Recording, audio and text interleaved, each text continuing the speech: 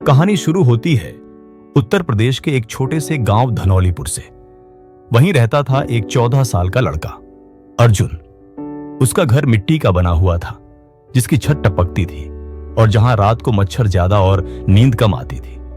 अर्जुन के पिता एक छोटे से किसान थे। दिन भर खेत में मेहनत करते, लेकिन इतना भी नहीं कमा पाते कि घर में 2 वक्त की रोटी ठीक से मिल सके। मां दूसरों के घरों में झाड़ू पोंछा करती थी और अर्जुन, वो सुबह अखबार बांटता, फिर स्कूल जाता और शाम को एक चाय की दुकान में काम करता। लेकिन अर्जुन का सपना अलग था। उसका सपना था इंजीनियर बनने का।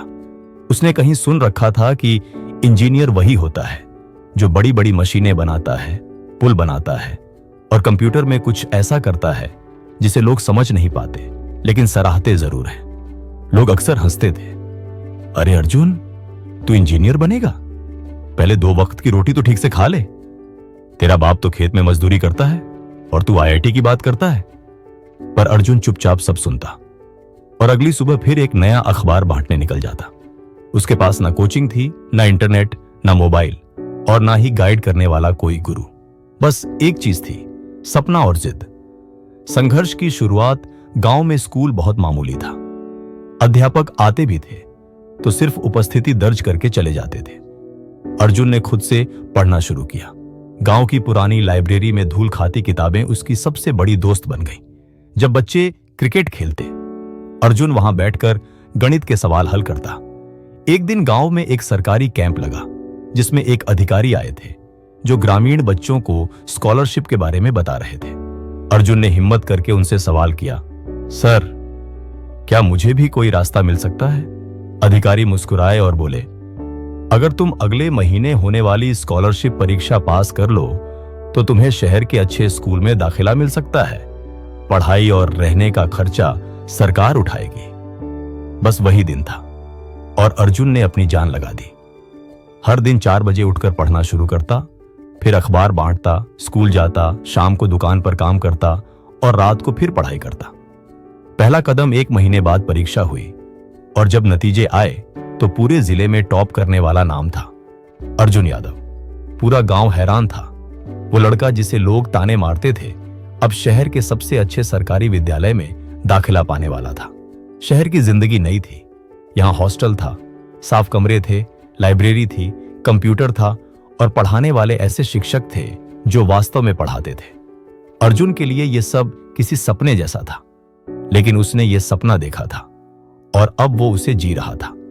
असली लड़ाई अर्जुन ने 10वीं में 84% और 12वीं में 66% अंक प्राप्त किए। अब उसका लक्ष्य था आईआईटी। आईआईटी जेईई की तैयारी देश की सबसे कठिन परीक्षाओं में से एक मानी जाती है और अर्जुन को फिर से एक बार मैदान में अकेले उतरना पड़ा। उसने स्कॉलरशिप के तहत एक ऑनलाइन प्लेटफॉर्म से पढ़ना शुरू किया।